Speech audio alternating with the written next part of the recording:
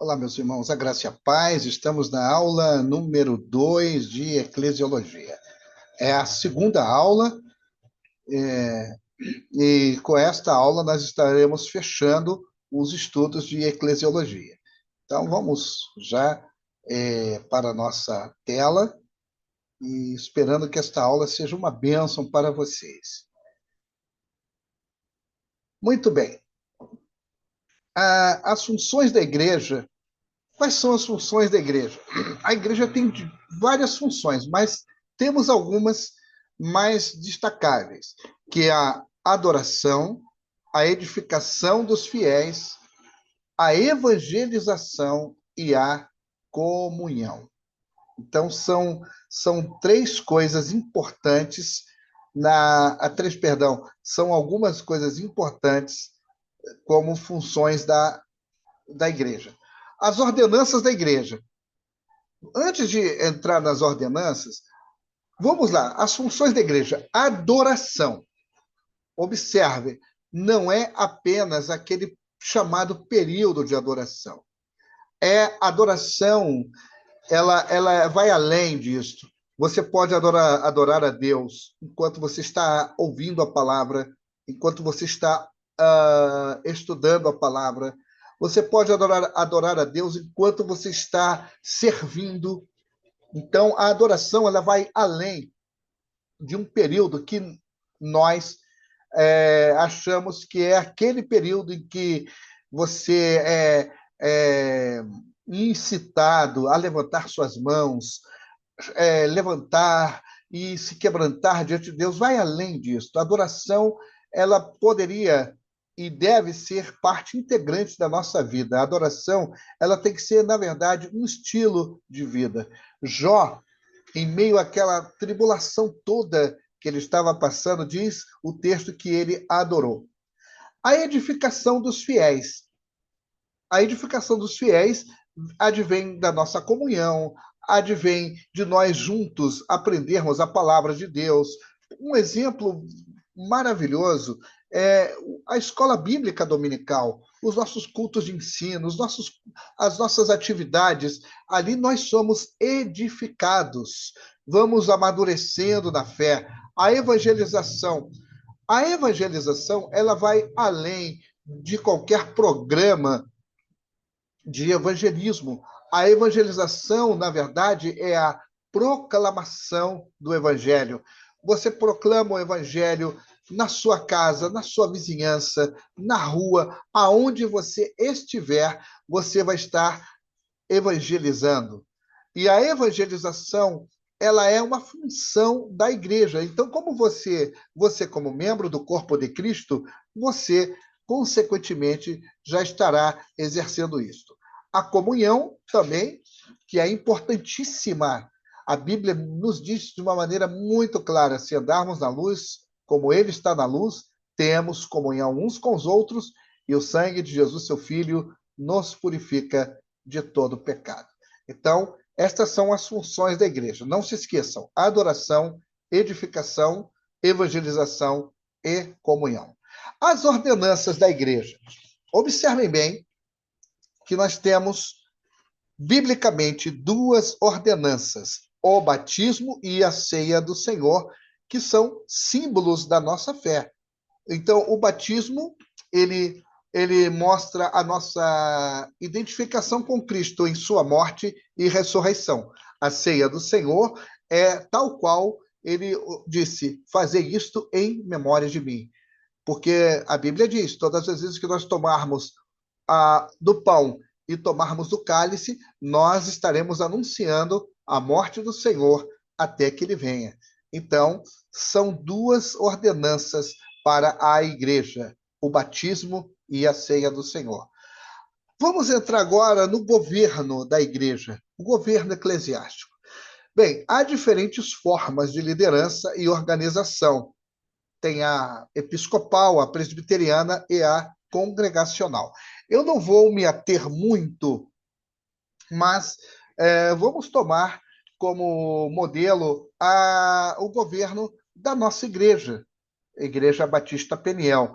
É um modelo congregacional. A igreja se congrega, obviamente, ela tem um pastor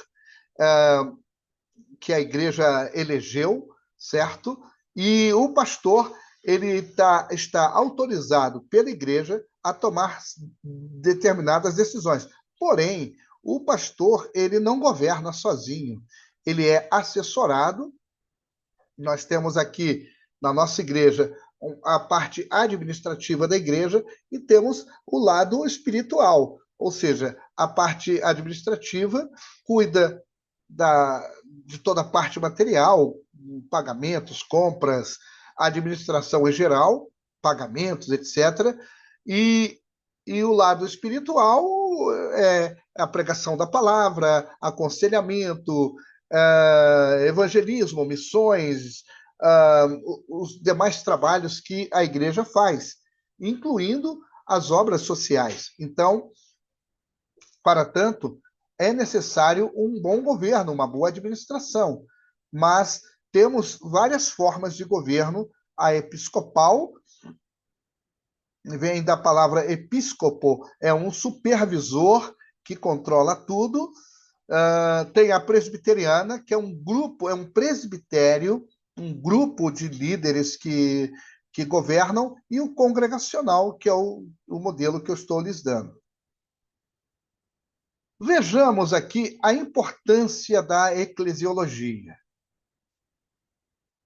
A eclesiologia é muito interessante. Nós falamos na primeira aula o que significa a palavra eclesiologia, certo? É o estudo a respeito da igreja. A eclesiologia, ela ajuda os cristãos a entenderem sua identidade espiritual como parte da igreja. Por quê? Por exemplo, nós aqui, em particular, nós somos batistas. Temos uma identidade.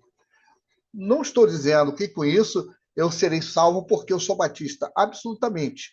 Porém, nós somos uma igreja batista, pertencentes a uma convenção, somos membros, a nossa igreja ela é membro de uma convenção. Os pastores aqui têm princípios batistas. Aqueles que vêm até nós de outras denominações, eles são ensinados, são instruídos a fazerem como nós fazemos.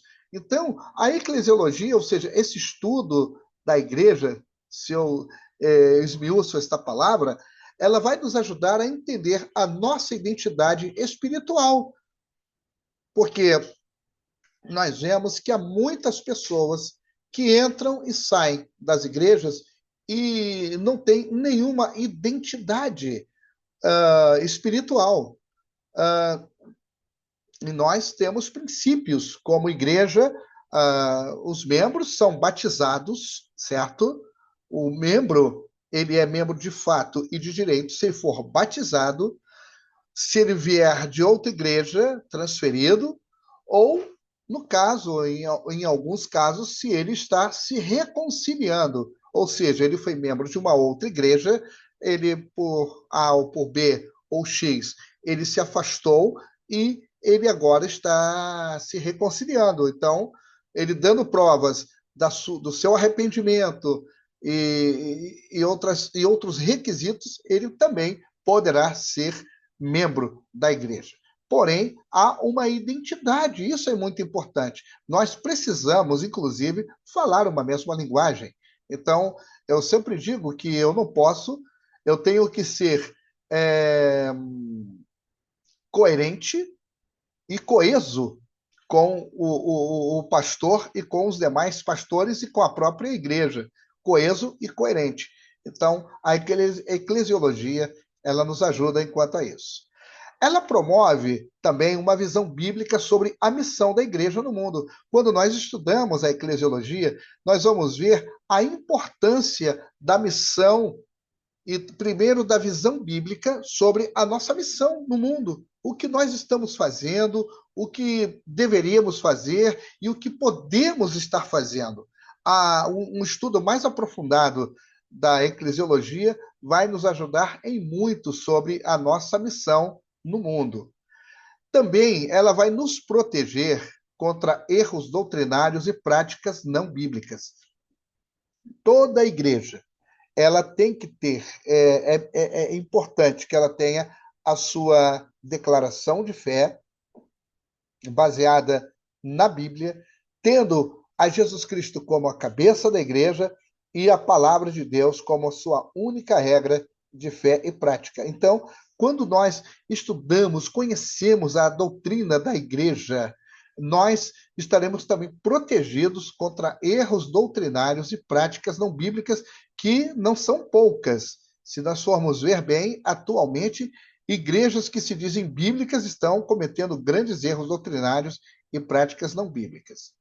Também vai fortalecer a comunhão e o compromisso com a comunidade de fé. É muito interessante quando nós, como igreja local, nos reunimos com outras igrejas que têm a mesma fé, o mesmo princípio, falamos a mesma linguagem, temos propósitos em comum. É maravilhoso. Então, isto fortalece. Agora, nos entristece muito quando nós estamos com irmãos que creem em Jesus, que servem a Jesus, que adoram a Jesus, mas eles têm um compromisso diferenciado com Jesus. Por exemplo, alguns que são crentes esporádicos, vão na igreja quando querem, obviamente eles não estarão edificados, eles não crescerão tanto na graça e no conhecimento. Não, se não tem compromisso, fica um pouco difícil. Agora, é bonito quando, até sendo uma denominação que não seja nossa, mas eles estão no Senhor, servindo ao Senhor, vivendo a palavra de Deus, vivendo uma vida de santidade, uma vida de fé, uma vida de comunhão, uma vida de compromisso. Aí vamos ver o quão bom é. Então, o estudo bem aprofundado da doutrina da igreja nos ajuda enquanto a isso. Vamos ver agora a eclesiologia na sociedade contemporânea, ou seja, a sociedade que nós estamos vivendo hoje. Não seria não seria bem estarmos falando que como que era a igreja no passado e não, hoje a eclesiologia na nossa sociedade. Observe bem que nós enfrentamos desafios como igreja, nós enfrentamos desafios como o secularismo, o individualismo e a digitalização da fé. Numa matéria anterior, que foi Fenomenologia da Igreja, eu falei um pouco sobre isto. Igrejas, principalmente neopentecostais, que só vivem por causa das mídias sociais. Aquela igreja ela vai ser referência, ela vai estar cheia de pessoas, porque ela tem muitos seguidores nas redes sociais. E muitos que ficam somente presos a isto. Aí a gente chama a digitalização da fé. É um grande desafio hoje que nós enfrentamos. Outro desafio, comecei lá do final, mas vamos lá em cima, no primeiro, o secularismo. O secularismo é isto que nós estamos vivendo hoje. A Bíblia é muito clara, Romanos, no capítulo 2, versículo 2, diz: não vos conformeis a este mundo, mas transformai-vos pela renovação do vosso entendimento. Então, nós, como igreja, é um desafio. E o desafio é não nos amoldarmos a este mundo, não tomarmos a forma do mundo. Outro grande problema é o individualismo. Vivemos uma sociedade individualista, vivemos uma sociedade em que, inclusive, quando nós falamos, por exemplo, que há 5 anos atrás houve a pandemia, as igrejas estiveram vazias, as pessoas em casa, e, infelizmente, muitas pessoas, depois que terminou tudo, essas pessoas desapareceram, tornaram-se individualistas. Conta-nos o nosso pastor que uma vez ele foi visitar uma pessoa e a pessoa, inclusive, não o recebeu. Devido a isto, ao individualismo. As pessoas têm este problema, mas nós vivemos não como este mundo dita. Nós somos corpo de Jesus Cristo. Vivemos em comunhão, vivemos uma vida realmente que glorifica o nome do Senhor. Então, um bom estudo sobre a igreja vai nos ajudar nesses desafios que eu acabo de citar o secularismo, o individualismo e a digitalização da fé. E ainda falando sobre a digitalização da fé, é muito interessante que hoje nós ficamos limitados a um celular, tudo é no celular, mas não há coisa melhor do que nós nos sentarmos e estudarmos a palavra de Deus, abrirmos as nossas Bíblias e ali estudarmos. Não sou contra uma Bíblia no celular. Pelo contrário, algumas vezes isso me ajuda. Mas a nossa fé, ela não está baseada na tecnologia moderna. A nossa fé, ela está baseada no autor e consumador da nossa fé, Jesus Cristo. Então, são desafios. Pessoas que só vivem de redes sociais, igrejas que só são frequentadas por causa do seu número de seguidores nas redes sociais, etc. Não, nós temos que saber como enfrentar essas coisas. Também vai nos oferecer ferramentas para que a igreja se mantenha fiel à sua missão, mesmo em tempos de mudança. É como complementando o que falamos ainda há pouco. Em meio às crises, em meio às dificuldades, em meio aos desafios que se nos apresentam, nós teremos as ferramentas. Nós, em primeiro lugar, saberemos qual é a nossa missão e vamos permanecer fiel a ela. Ainda que haja mudanças, aí vamos para a igreja primitiva que ela viveu. No início, nos seus primórdios, era uma série de mudanças que havia, mas a igreja permaneceu fiel. Através da história, a igreja não abriu mão da sua missão.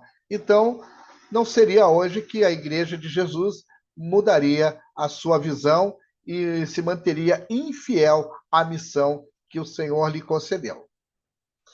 Agora aqui vamos ver um resumo, a igreja como um resumo teológico.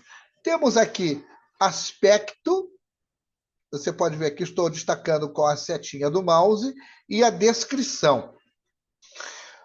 Quando a gente fala de aspecto espiritual, aqui um resumo teológico, na descrição ela é habitada e guiada pelo Espírito Santo. O aspecto doutrinário, a igreja ela é fundamentada na palavra e centrada em Cristo. O aspecto comunitário, a igreja é o corpo unido de crentes que vivem em comunhão e serviço. E missional, ela é enviada ao mundo para proclamar o evangelho e fazer discípulos. Eu faço um acréscimo que é interessante. A igreja é enviada ao mundo para proclamar o evangelho, não é para evangelizar. Jesus disse, ide, pregai. Pregar é proclamar o evangelho. Evangelizar é uma nomenclatura usada a partir do século XIX e que quase substitui o proclamar. O proclamar ele vai além do evangelizar. O proclamar é a mensagem, tal qual dizia o profeta, voz do que clama no deserto. Quando Jesus disse, ide, pregai o evangelho a toda criatura, ele está dizendo, proclamem o evangelho. Proclamar é falar de Jesus, é falar da graça, é falar do pecado, é falar do arrependimento, é falar do céu. E outra coisa é fazer discípulos. Não é apenas o discipulado. O discipulado é um mero programa, mas o fazer discípulos é algo constante. Então, se fazemos um resumo teológico, aí estão o aspecto e a descrição da igreja. O aspecto espiritual, doutrinário, comunitário e missional. Funções da igreja, segundo a Bíblia, e a teologia cristã. A igreja, como corpo de Cristo, possui diversas funções que refletem sua missão espiritual, comunitária e social. Essas funções não são apenas atividades religiosas, mas expressões vivas da fé cristã no mundo. É uma coisa muito importante. Nós temos uma missão espiritual, mas não podemos nos restringir ou pensar que são meras atividades religiosas, mas expressões vivas da fé cristã no mundo. O apóstolo Paulo, ele dizia que o que ele pregava, o evangelho que ele pregava, ele não consistia em palavras persuasivas, mas demonstração de poder. Isto expressa uma fé viva, uma fé que realmente glorifica o Senhor, não uma mera atividade religiosa. Bem, nós falamos na aula anterior e vamos agora nos aprofundar um pouquinho mais. A adoração. A adoração, ela centraliza a vida da igreja em Deus, reconhecendo sua soberania e santidade. Isto é adoração. Não é apenas cantar, é centralizar as coisas em Deus, reconhecendo a sua soberania e a sua santidade.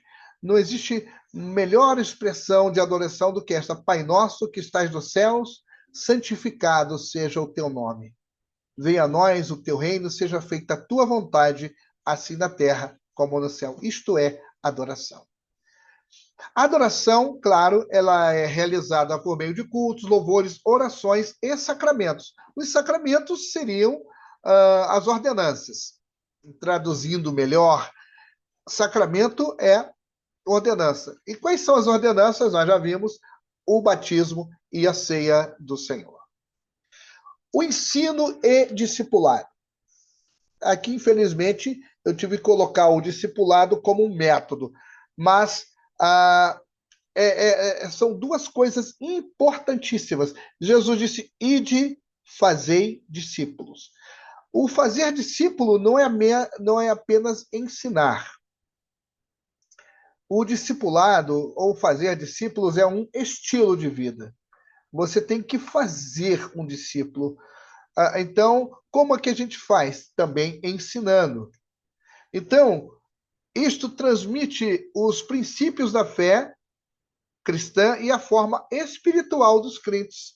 Jesus disse: ide, fazei discípulos de todas as nações, batizando-os em nome do Pai, do Filho e do Espírito Santo.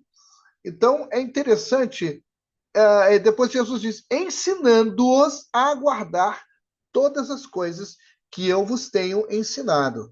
Então, isto é transmissão de princípios. Nós precisamos transmitir isto aos novos da fé, aqueles que são até resultado da nossa proclamação, aqueles que aceitam a Jesus. Eles precisam ser cuidados, eles precisam ser não meros crentes, mas discípulos de Jesus.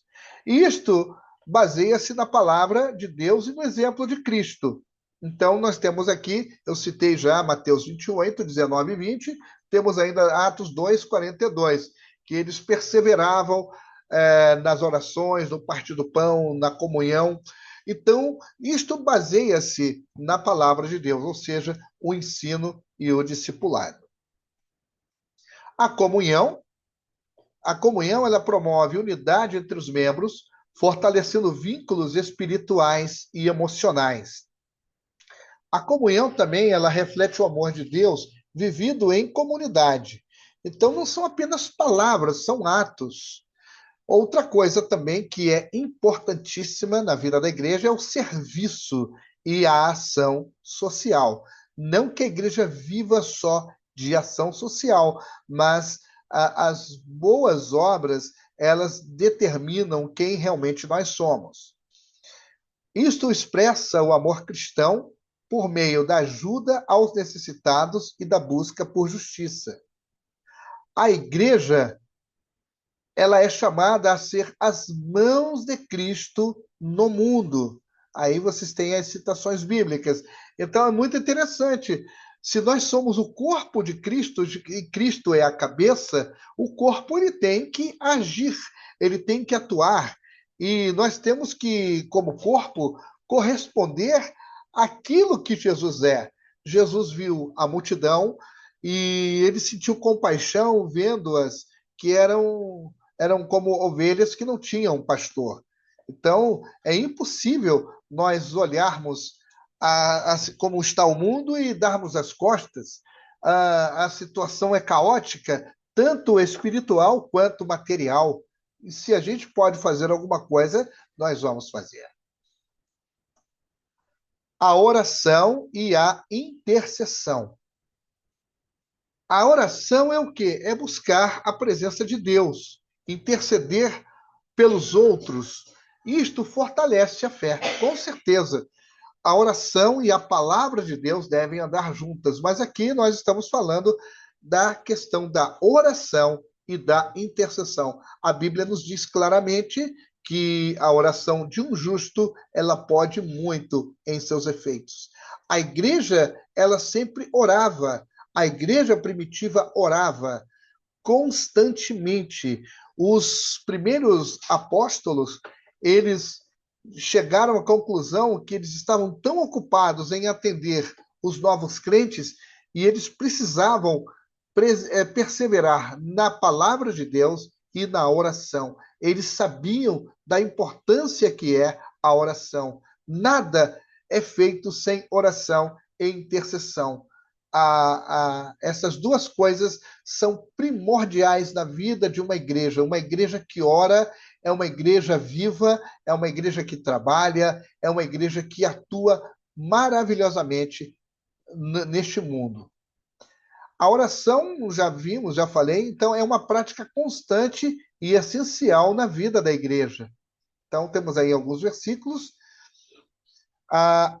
Vamos agora à formação e liderança da igreja. A igreja, ela precisa, claro, desenvolver líderes espirituais e organizar a estrutura da sua comunidade. Então, atualmente, nós estamos aqui numa igreja que tem 27 anos de existência. Alguns dos seus fundadores já estão são anciãos, e eles até aqui têm feito um trabalho maravilhoso, mas nós temos que ser honestos e justos e verdadeiros, porque nós não vamos ter ninguém pela eternidade conosco. Então, uma igreja, ela precisa desenvolver líderes. É na igreja que os líderes são desenvolvidos espiritual, intelectual, e com isso nós vamos organizando a estrutura da nossa comunidade, vamos fortalecendo. Se temos bons líderes, teremos um bom crescimento, teremos um bom desenvolvimento para a glória de Deus. Isto inclui, observem bem, os ministérios, como pastores, mestres, evangelistas e diáconos. Isso vemos muito claro na Epístola aos Efésios, quando o apóstolo Paulo diz, e ele, o Senhor, deu apóstolos, profetas, evangelistas, pastores e mestres, visando o aperfeiçoamento dos santos para a obra do ministério. Então, isto é muito importante. Essas funções, elas se entrelaçam e sustentam a missão da igreja como instrumento de transformação espiritual e social. Então, quando nós vemos tudo isto que nós acabamos de ver, que faz parte de uma igreja, elas não trabalham isoladas. Por exemplo, a formação e liderança, ela depende da oração e da intercessão. Nós dependemos um do outro e de todos esses pontos que nós acabamos de ver. Eu não posso apenas pensar, não, eu vou formar líderes. Eu preciso que esses líderes sejam homens de oração. Eu preciso que esses líderes conheçam a palavra de Deus.